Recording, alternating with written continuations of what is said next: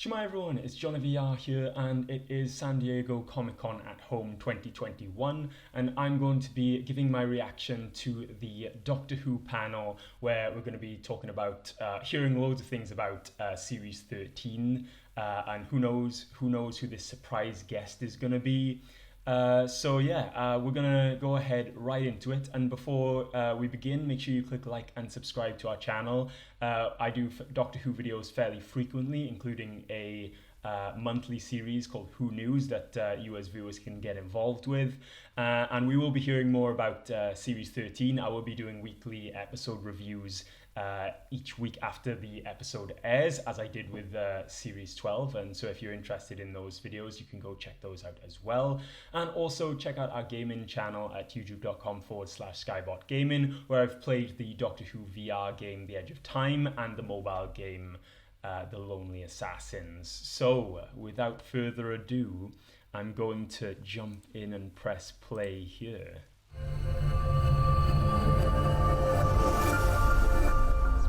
Down a little bit. Hello everyone, I'm Melanie McFarlane and welcome to Comic-Con at Home 2021. Thank you. For this very exclusive Doctor Who Season 13 panel. The good news is that Doctor Who returns later this year with a season that's totally unlike anything that we've seen before. Wow. And when I say that, I'm not kidding. We have some really huge reveals later on, so don't go away. Oh, wait, what a way to big it up. We also have some exclusive footage and images from Season 13. Footage as well, come on. You guys are the first to see this. I'm so excited for you. Come on, let it be a trailer. Let me introduce our amazing panelists. So first to join us will be showrunner, executive producer, Chris Chibnall. He's the big cheese. Thanks. The 13th Doctor herself, Jodie Whittaker. Woo! Yay. Everybody gets a round of applause. Recognize her as the Doctor's dear friend Yasmin Khan. It's Mandip Gill, everyone. In a third season of the show. And I'm sure any Doctor Who fan will know he's boarding the TARDIS for the first time and joining the cast as Dan Lewis. A warm San Diego welcome I didn't know to his second John name. Bishop. We're your own Hall H here, John. I love the fact that I get a San Diego welcome whilst we're in Cardiff. But they are not the only ones joining us today. We have another extremely exciting guest to reveal joining Season 13. And you may recognize this person from Game of Thrones. Oh. Who could that be? So, could be a number of people. Well. But you'll have to stay tuned and find out. That is really interesting. All right, so let's jump I don't think it'll be the next Doctor then. Now, at the end of last season, the Maybe Doctor it'll be, and Yaz parted ways. What's with her name? the Maisie Williams again. Graham and Ryan decided to go back to their old lives in Sheffield. And it was a beautiful ending, but also heartbreaking. So, Chris, let's talk about all the changes that Team TARDIS is going to undergo. What can you tell us about the new season? I can tell you yeah, she's laughing already. She's like, he's not going to tell you anything. I can tell you that we pick it up with the Doctor and Yaz, who've been traveling together for some time, and we come in and meet them mid-adventure. And then they stumble across a man called Dan Lewis. That's all I'm going to tell you. That's much more. That's it. But I can tell you that it's probably the big thing that we're going to be doing this year is it's all one story. So every episode is a chapter in a bigger story. Well, so that's we've changed interesting. the shape of the series for this year. And why did you decide to tell the story this way? Well, it's very much not a business as usual time, and I think the challenges of getting the show up and running, because there were times when, before we started making it, that we didn't know whether we'd be able to make the show under COVID conditions this year, so everybody's pulled together to make that possible. And so what we've done is, there were two ways you could go. You can go, we're just going to do lots of tiny episodes in one room with no monsters, or we can throw down the gauntlet and go, we're going to do the biggest story we've ever done, and we're going to go to all kinds of different places. We're going to have all kinds of characters and monsters, and it's all going to be part of a bigger whole. I think it's definitely the most ambitious thing we've done since we've been on the series, would you say? Because the thing is, with season 12, it's like There were That's it, skippable ambitious and do episodes. go to a lot of places. I hope every single episode adds something to that You don't story. realise until, because we're currently filming, so hence why we are allowed in this bubble without our masks and such things, because we're in our like work bubble at the moment. It's felt really emotional to come back because we are the lucky ones that get to go to work, and then also it slightly changes it, doesn't it, to day-to-day filming in that way, but it's also meant that this feels so precious and so fun because of what we've all come out of. And I think in that it's always a little bit method that, you know, whatever you're going through you can bring into your character. So I feel that whatever huge emotional challenges we go through, I'm lucky that I can throw that into the Doctor because it's always required for the Doctor. All right, we're going to jump to John. Ooh, the new guy. Welcome to the cast. Thank you. What's it been like to join this global phenomenon? What have the experiences been like so far? Well, it's different than anything that I've ever done before. My day job is as a stand-up comedian, and I've done bits of acting. But this is, you know, it's an iconic series. It's on a scale, an international scale that's bigger than anything that I've ever done before. And I've also come into this family where it's different for me, because as Jodie was saying there, we have all the protocols, which mean that the people on screen are not wearing masks, but everyone behind the camera is. Now, I don't know them, so I come into this world where Jodie and Mandip know all of the crew and know their names, and I've literally just saw everybody's eyes. I've been working with people for the last few months where I'd probably walk past them in the street, because if they see the whole face, it's a shock to me. There's people I've been working with since November, I've never seen the chin. So it's a whole different world to me. But what I have to say is, without sparing Jodie or Mandip the blushes, I've come into something where they're established, they're obviously significantly more experienced than me, but in a difficult environment, they set the tone. And it's been so good to come into a supportive environment where people are doing what they have to do to make the show work. And everyone, I was only speaking to a guest member of the cast today, and they said it's, you know, from other jobs that they've done, they feel like they're coming into a nice, supportive, warm environment where the focus is on delivering the show at the end, and everyone's pulling together, and there's no, you know, genuinely, there's no egos, and that's a really, that says a lot about these two and the whole setup of what Doctor Who is. That's fantastic. Where were you when you found out that you'd been cast? Well, it was an interesting process, because Chris met me pre-pandemic and said, we have a character, I think you might be good for it, would you be interested? And I was very keen, very interested, but I'd already committed to doing a tour. So we just couldn't make the dates work because I was meant to be on tour. So I unfortunately had to say no. And then fate and a global pandemic intervened. And then we phoned Chris up and said, does it still work? Unfortunately, That's really interesting. They said, yeah, but It was only because of the pandemic that he's in the show. The casting process. So I had to do my first audition on Zoom, and then I had to come and have a day in Cardiff with Jodie on the set, which was quite awe-inspiring to see if it worked, and if there was a gel, but also how it all looked on camera. I let him into my TARDIS, didn't I? She let me in, and then we had to do a few scenes together. That's a pretty cool audition, that. I was in the living room jumping on my couch with Yeah. iPhone wires. I didn't audition. Oh, is it? Oh, there you go. That's there crazy. There you go. Helicoptered in, bang. That's the ego I'm talking about. She just what, walked in on set? I don't know. So John, what was it like to step Crazy. on the TARDIS for the first time? It's strange because it is so iconic. I mean, you know, who doesn't know about the TARDIS? Who hasn't got a vision of it? And obviously for filming purposes, there's a couple, but then there's an actual door that you go into on the set in Cardiff, and you're in it. You're in that place, that thing that you've seen before. And it is quite, it's for me, it's quite emotional, because our first week filming was all in the TARDIS. So I thought, you know, not only am I doing it, I'm not living like in the TARDIS. Building up to being on the TARDIS. I'm in from day one. It was brilliant.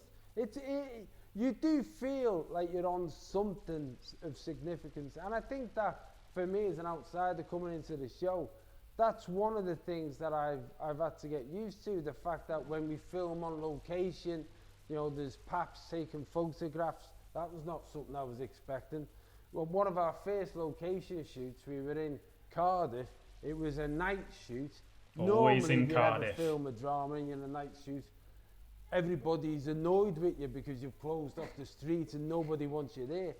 Doctor Who, you're filming with a night, all of a sudden there's a crowd there. It does get like that. Crowd. Some people have come dressed as Daleks and characters of the show, and I'm like, how did they even know we were here? And then to find out that we're here and have an outfit to put on to come and watch at 1 o'clock in the morning. Sums up Doctor Who fans, I think.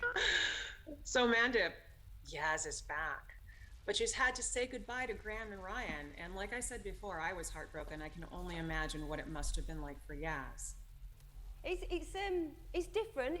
The thing is, we had time, you know, obviously we knew when they were leaving way before everyone else knew they were leaving. So we had that time, like the last scene you saw with those guys was upsetting, wasn't it? Because it was our last scene. It was our last scene together, so it was upsetting at that time. Then we've gone through the pandemic and stuff like that. So, you know, even though we haven't actually seen each other for a long time and stuff, but it's nice to be on set and like still talk about always telling John how funny they were and stuff like that. Make you feel really small.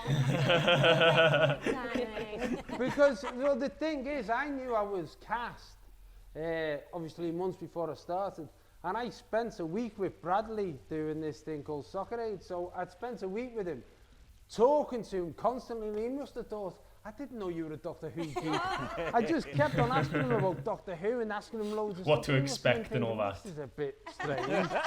and then obviously when it became revealed, he phoned me up straight away and just said, you will enjoy this like nothing else you've ever done. And he was right.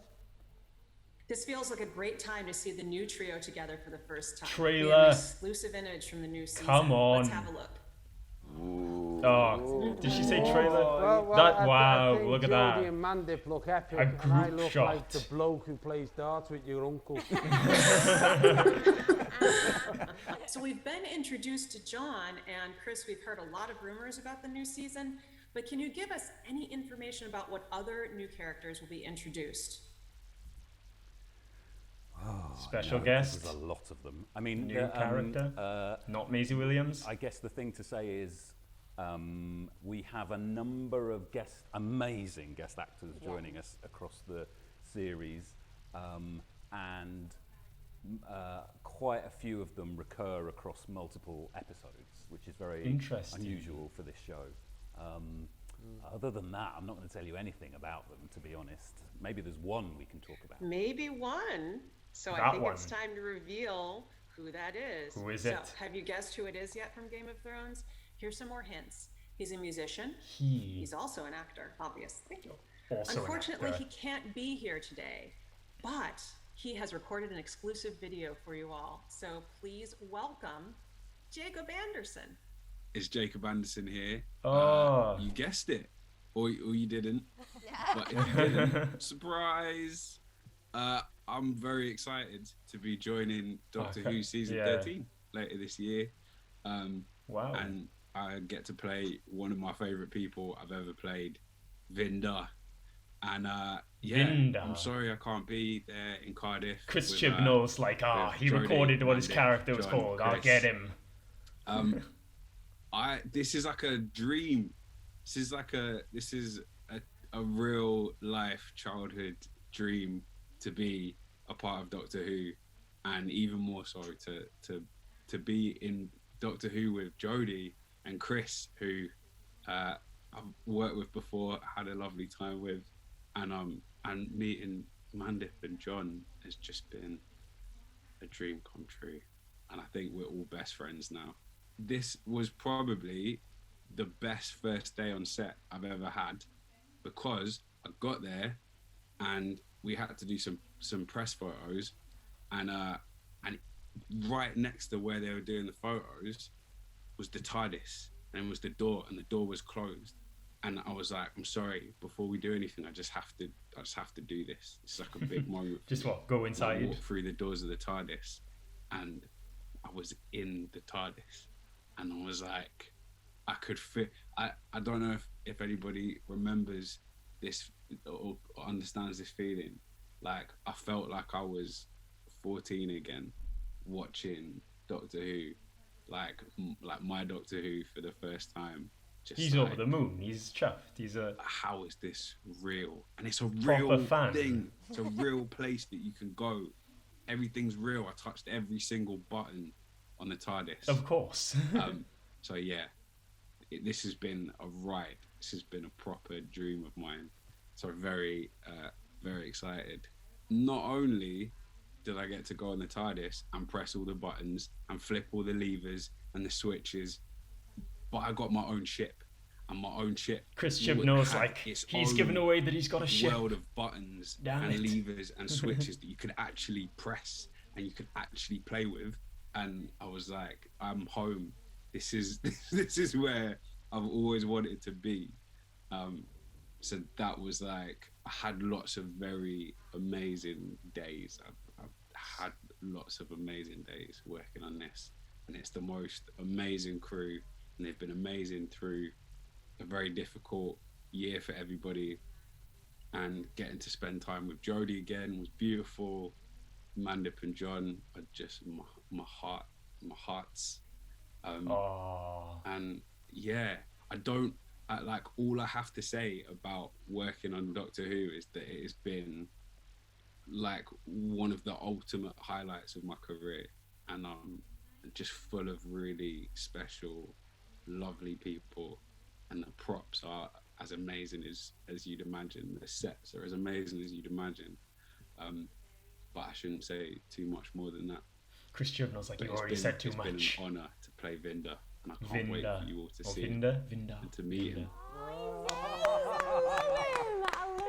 So there's the special guest. Human being not the 14th Doctor. Yeah. As, well, one of the things thought. that he said there, which is something that I didn't appreciate until you're actually here on the set, is the art department and the worlds that they create. You know, we've got different lots, different studios, and you literally go in and you walk through the wooden frame and you're in a whole world that they've created. It's brilliant. The attention to detail is fantastic. I have to say though, Jacob was also present at my most embarrassing experience, not on Doctor Who, in my career. And he's the only one who was witness to it. The sole witness. Again, without revealing too much, we had to do this moment where we were in the green screen studio and we had to be forcefully standing against an opponent.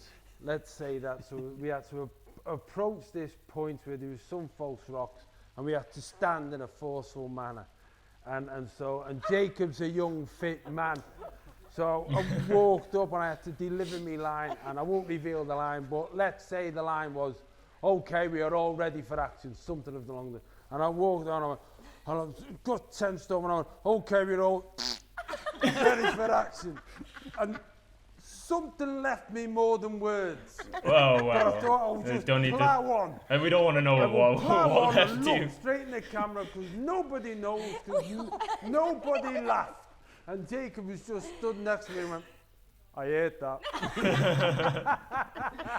But Jacob's got like such a smiley face in his eyes. If they slightly go and you know he's about to smile and you're really he's going, and he really kept it together. He kept it together, honestly, and I thought, I didn't know whether to say to the sound department, did anyone hear a fart? Just to clarify, that might have snuck in there. Pretend it didn't happen. So there may be one episode where it sounds like a bomb's gone off. It's not a bomb. Maybe he's Chris, a Slovene. I think it goes without saying, He's but playing a why was Slovene. Jacob the perfect choice to play Vinder? Yeah, well, I'd written for him before in Broadchurch, and obviously you'd worked with him there as well. He's a gorgeous actor. He's a brilliant human being, as you can see from that clip. And obviously, everybody knows him from his work on Game of Thrones. Obviously, people know him from his work as a musician as well, Rally Ritchie. So I was thinking about this character, and he was the first name who came to mind. I sort of wrote it for him, and then pitched it to him, and begged him, and sent it to him, talked to him a lot. And Please join the he show. He has that humanity you saw there, that warmth, but he can also play an action hero, and he makes you root for him, and he breaks your heart, and he's got the whole range. He's just brilliant. Oh my God, he's been so yummy to work with, hasn't he? I just had the time of my life. You weren't on set one day, and we were just chatting for about 7 hours. Oh, No, but actually, I got a video of one of the crew members, no, not a video, like a WhatsApp doing an impression of Mandip, going, Jacob was literally sat there while Mandip's going, and then I had that, and then I went back, and then I went there, and then I might go to him, and then I might do. And he said, Jacob's just sat there while Mandip has chewed his ear off. And you were like, we had such a lovely day. That was the day he was like, I'm really, really tired. He was so tired. We were both so tired, and then just burst out laughing. But it's been such good fun. And like you said, like a lot of the characters, unless they're companions, are not reoccurring. Whereas with his character, he's been here quite a lot, hasn't he? So it's like we've had a really good chance to get to know each other, have a laugh, and stuff like that. I've loved working with them. I think people are going to be curious to see what Vinder looks like, and we have an exclusive image. So let's have a look at Jacob Anderson as Vinder. Oh, looks awesome. Imagine standing next to him.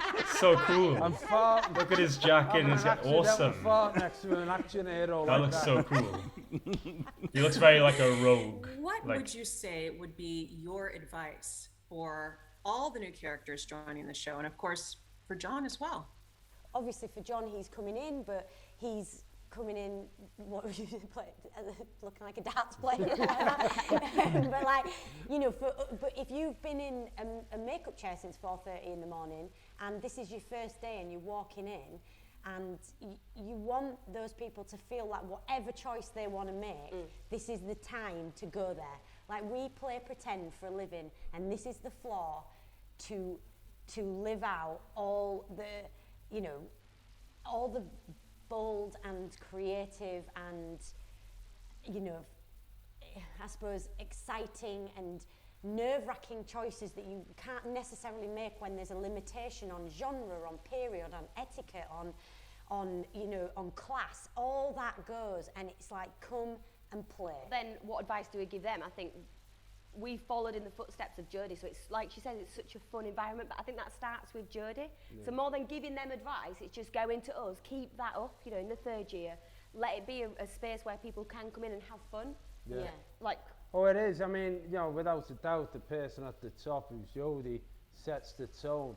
And for me, coming into it as well, you sort of feed off that, but you go into an environment where all of a sudden you're playing against these people who've been in prosthetics, so you've got these aliens or monsters, and then there's a cut, and then you sat down, you're having a cup of tea, and they're still in it. They're still there, the lips are still moving, and you're thinking, oh my God, I am actually talking to an alien now. And it's become normal because they're eating chips. So you have that, but it was just I spoke to aliens in Doctor Who Time Fracture. Jodie go check out that video. Was lining up for a shot, and she was there with the Sonic like that. She was on there, and I just had to lean in and go, just remember, you are a grown woman. Yeah. This is a professional job. It's not playing out, because that's what it feels like so much. One final question from me. I mean, we can tell, and when we've spoken before, it's been very apparent that you're all very close in real life, and that's one of the reasons that this particular iteration of Doctor Who is so very special, because you can tell that everybody really genuinely likes each other. So What's it been like behind the scenes? And what would each of you say have been your favorite moments of filming season 13? Well, let's jump in. Yeah, go on. So I can't obviously say where we were or what we were doing or who we were with, but we were filming with Jacob in a particular set that I think that picture is taken from, and there was other characters involved that we weren't necessarily, or our characters weren't necessarily friends with those characters. That's a way of articulating that. And there ended up being a few weeks of epic scenes, but with a core group of brilliant actors who every time it cut, it was just a joy to sit with them. But then every time it was action, turnover, we were all doing things, even being able to say, doing things that we've never done before. We're now really good best friends for life. You know, when my thing. Way to walk around the spoilers. Because he just loves it. Oh my god, it's such a joy to watch. Like sometimes, I mean, just today, didn't we? When you realised about the set, you just took a moment and went, "This is a set." I was like, I do that too. Like 3 years later, I'm like, this isn't real. I was like, someone's we were done in a it. building that looked an old building. We were on this, and there's an elevator shaft, and then I suddenly walked around the back of the elevator shaft and thought, oh, this isn't real. Someone's built this just for us. Chris Chibnall's like, damn it, he revealed there was an old building and an elevator. Outside on a night shoot, like we'd met a monster, old, an old monster. Yeah. Oh, John was she had like, to check. oh my god, this is so good. She had to like check. 12 at night and it's freezing. I was like, yeah, John, it's really, really good. I mean, cut to 3 hours later, he was like, oh my god, how long are we going to be? It's so cold, it's so cold. But it's just so nice to work with someone that's so excited by the sets and the cross, because we've seen loads of sets, costume, I still get really excited, but it's just so nice to see somebody else doing it with me. For me, I think there's been so many moments, like from the first day of filming, where we had a scene where the TARDIS was wobbling, and I was that giddy. I threw myself through the air on the floor, and everyone, what are you doing? Stop coordinate. And I thought, oh, isn't this what you do? You just jump around. So there's That's hilarious. And I think That's what I would do. looking back at this, because of the challenges that everyone's faced to make it, I think it's a hell of a credit to the BBC, to Chris and the whole crew in Cardiff that they've pulled together to make it, because we're coming through this now and the pandemic has got a different view than what it did have, but we've been making this right in the worst of it, and that spirit of unity has been so apparent. But if there was, I suppose, one moment that I could think of in the last, well, it's been now 6 months, 7 months, that I will probably pick to cherish, it was last night, because last night was the first time us three have been able to have a dinner socially away from work. We could sit down and we could be friends, and I will take that away, because that'll last Friends. as long as this show lasts. That's beautiful. All right, here's the part that many of you have been waiting for. Fan questions. Oh, interesting. So let's start with Samuel Johnstone, who begins by saying how amazing you all are and how much he can't wait for season 13.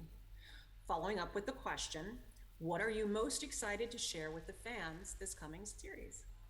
I'm excited for our amazing Whovians to see some incredible interactions with old monsters. Oh, nicked your answer! yeah. Because it's so, that part is just so Nice. I've already said it, you gotta say No, it. I'm not. I'm going to elaborate on it. Hi, Sam. I'm going to just say it's so special to work with new monsters that we're the first people to interact with these monsters and old monsters. But there's one in particular I'm so excited. So good. For me, what I would say is what I think's different, because obviously when I got the part, I went back and I've been watched all the previous series and stuff. What's brilliant is this is that story that's going through. So you end an episode, and I know in previous series there's been sometimes a double episode or something, but each episode's ending on a brink point where you think, what's going to happen? And I think that, if I was a fan, that would be the thing that would make this series so different. That's the most interesting thing, I think, to come out of this lots panel. Cliffhangers coming. Yeah. I'd be... Yeah, a lot of Is that cliffhangers right? this Lot year. of Keep you on your edge unanswered of your seat. questions, Yeah. You're Yeah. the king of the cliffhanger, I am, bloody hell. We'll find out, won't we? Oh, God. So stressful. It's stressful. It was so stressful reading them. Oh, my God. Yeah, there's a couple of my favourite cliffhangers we've done Yeah. this year, I can think. Oh, Yeah. Exciting. Well. I think you'll know. All right. Our next question, and I'm going to have to take a moment with this because it's very specific. So it's from Twitter Wow. at Keely348-22440. Oh, that Nailed it. That's Keely. Nailed it. If you were to switch places with any character, past or present, who would it be and why? I think I'm going to say Sasha's master. Oh, you can have Just it. because it's so different to my character, and I don't know. I love Sasha. I love the way he plays it. I loved watching him, and like the way he changes things and the way he works and stuff. But also just the characters created and the evilness and when he was the softness to him. And just because his worlds are like away from Yaz and anything I've ever been able to play, I think I'm definitely going to say the master. I think I'm going to nick slightly, but I'd say Missy. But for similar reasons of just... Everybody It's just loves the having master. If John Bishop says the master within now. the same world, but being able to explore not actually can't exactly, but just an energy that Michelle has such an amazing energy, and there's that, and the storylines that were explored. So yeah, so because you nicked Sasha, I didn't go nick with Sasha. I said Sasha. I think I would have to say Graham, because they both really love Bradley Walsh. Bradley Well, Walsh's Chris, what biggest about fan. Rory Pond. I'd be Arthur Darvill. All right, next question. Adam Thompson wants to know, are we going to be in for any real shocks this series? Yeah, come on. It'd be rubbish if you said no. Yes, very babe. Yeah, of course you are. When Well, obviously, Can we take more shocks? I don't know. as Chris finishes them, so you don't start the series knowing what's happening. You sort of start and pick it up as they get revealed and just before you play them. And there's been so many surprises that I never saw coming, not at all. So I think there's definitely some shocks. Anything you want to say, Chris? Literally nothing. His lips are sealed. I had to try. Yeah, no, you keep going. Tom Bowen wants to know, on a personal level, what does it mean to you to be part of the Doctor Who universe? Well, I guess for me, it's to have a job where you can play in the world that you loved as a child and as an adult, and then you combine that with what you've done as a profession, and you work with these people, and you work with the heads of department, the crews, everybody on the show, the post-production team. It is like the greatest joy. It's the greatest teamwork I've ever been involved in, and then it's in service of a thing that you love from when I was 4 years old. So that's it. It's an incredible privilege. It's incredibly emotional. I think particularly this year in getting the show up and running again, and everybody's efforts. There are people coming in at 2:30, 3 a.m. in the morning to get ready for us to film, and it's incredible. So it's really emotional, and I think it feels like we're so excited. It's sort of everything, really. I think what you saying about the kind of being a fan, and then you are in something that is so precious to us as an individual, but you are that 5-year-old every day, because this is a privilege and then you see how it affects people and how it reaches people, and the fans are out there and they're loyal. And like John said before, you know, you're on set and it's really late at night and someone has taken the care to turn up in the best cosplay they could, you know, in the middle of the night, just to see the thing they love. And we don't know why they love it. It could have been a moment with their grandma when they were younger, or it could have been just like an image that got them hooked. And for us, we have that now. We're the fans, we're the Whovians, and we're so lucky to be able to have an emotional connection, not just for us having this journey, and it doesn't become insular or in any way internalized. It's all about inclusivity and sharing, because the whole thing is about us doing this to reach those guys, and we are all on something that goes before us and beyond us. And I get really teary about it all the time. It's the best job I've ever done. I love the project. It's the best job I've ever done, and I love it. But knowing that you've been given something and it's a gift, and it's so fun. Yeah.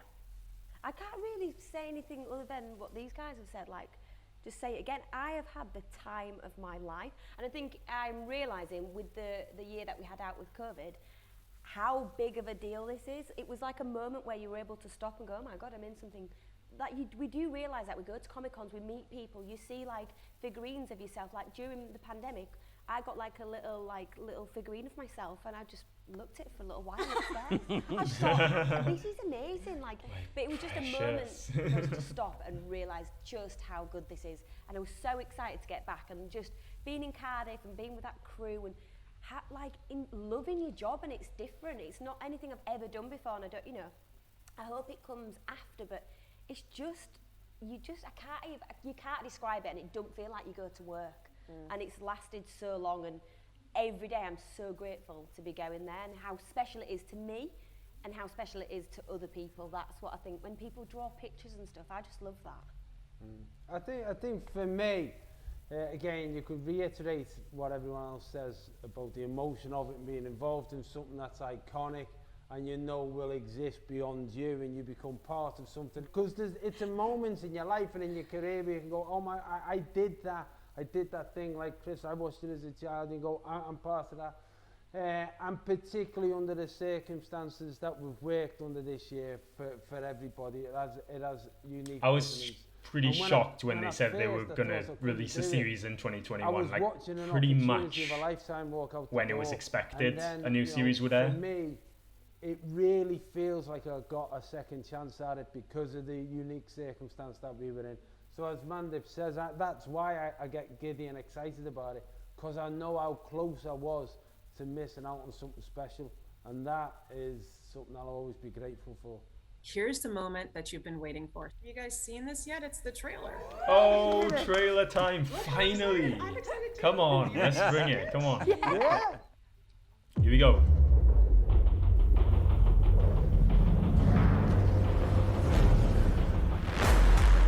Doctor returns. 4, 3rd, biggest, biggest adventure yet. I'm the Doctor. This is Raz. This is Dan. Oh, way. Hiya. You're hiding something. Get inside! Whoa. Slingshot.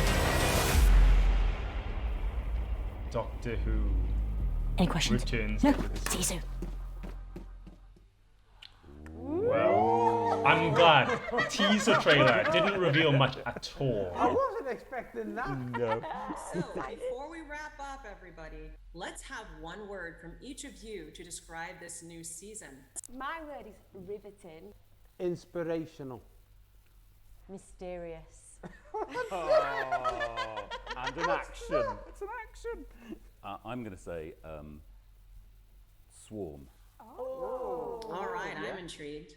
Well, again, what did he say? A huge thank you to all of you for watching. Thank you, Chris, Jodie, Mandip, John, and of course, Jacob, for being so open and sharing with us your thoughts about the new season. And of course, season 13 of Doctor Who is going to come later this year. In the US, it will be premiering exclusively on BBC America and AMC+, and And remember that past seasons are available to stream on HBO Max. In the UK, Doctor Who Series 13 will be premiering on BBC One, with Series 1 through 12 available on BBC's iPlayer. I'm Melanie McFarland. Thanks so much for watching. Stay safe. No and problem. See you soon. Thank you. Thank you, Melody. Well done. Thank you. And there we are. Let me go back here. Right, interesting. I'm glad that they had a teaser trailer. I think, you know, even though they had like it didn't have a specific release window just later this year, I think a trailer is a teaser trailer is what I hoped for. Like I said, they didn't reveal much. I have to go check that out again, but it looked okay, looked cool, looked some decent effects in there. Got to see some of the new characters. Yeah, just that little bit of hype, I think. After months and months of like literally nothing, like a teaser trailer is just good for a little bit of excitement.